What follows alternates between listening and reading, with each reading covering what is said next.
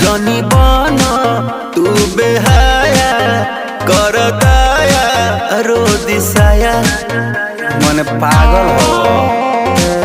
अरे हटो ना